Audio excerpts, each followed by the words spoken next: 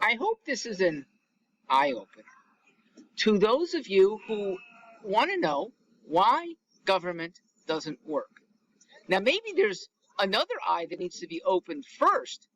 That government doesn't work. Now, that should have been manifest for the last, 55 years of federal intervention, and of late, at least 20 years of horrible state and local interventions.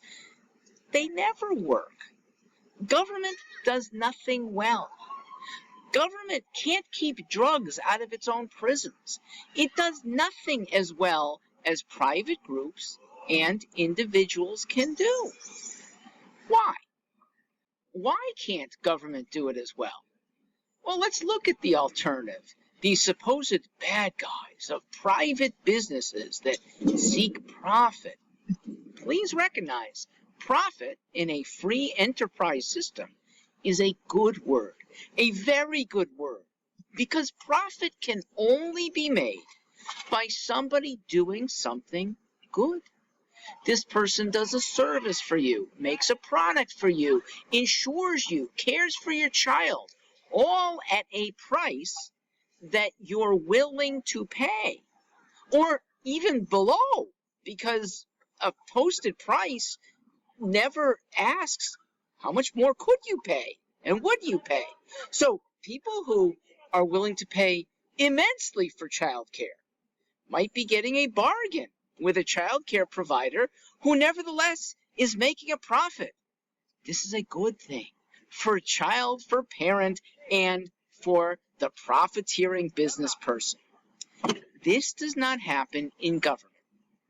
Government instead has you place trust in the officials who are unelected and not directly responsive to you. They're often labeled bureaucrats, and recognize who they might be more responsive to. The few who have very narrow interests, ones whose profitability in business will be hugely exceeded if government works in their favor. Now, by comparison, they're going to be at board meetings. They're going to write letters. They're going to provide donations to the departments and sometimes the elected officials. The average citizen doesn't do that. Our little interest is so minor. It's often a small regulation that we don't seem to notice. It's maybe a few extra dimes on taxes, but we don't notice that a lot either.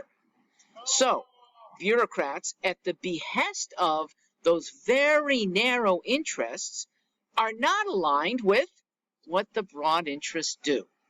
Those bureaucrats are no wiser than you. They are no more moral than you. They are politically influenced so that even when they want to do the people's will, it gets perverted by those big donors. These days, those bureaucrats might be more educated than you. I mean, we kind of skewed towards these PhDs and master's degree holders. Doesn't mean they're any wiser. In fact, it's PhD holders in a modern America that have very goofy theories. They also spout anti-American lies. So the trust in those people should be very, very low. And when we trust with more and more government, the temptation that all humans have, bureaucrat or civilian, to get away with something, to make off with some extra privileges or maybe extra money, allows an individual who goes bad in a big government system to get away with larceny.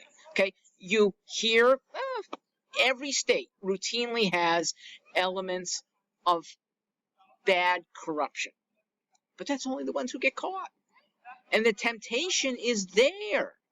In private practice, there's another party at least that is looking out against the temptations of employees who might have absconded with money and put in protections.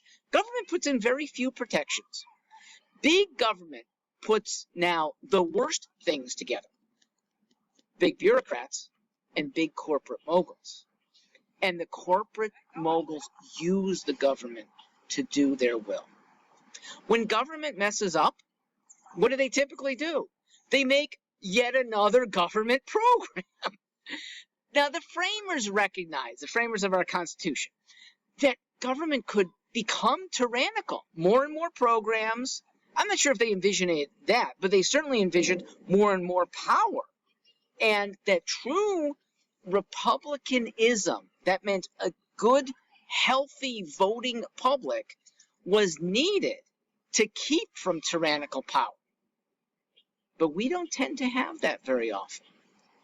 There is a solution. It's called reducing government.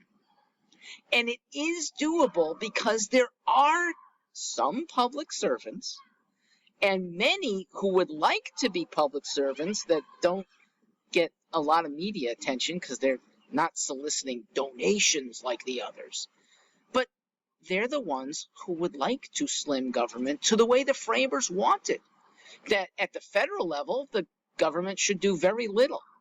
At the state level, it is up to the states, but a prudent state governance would mean doing less and letting individuals and communal organizations do more.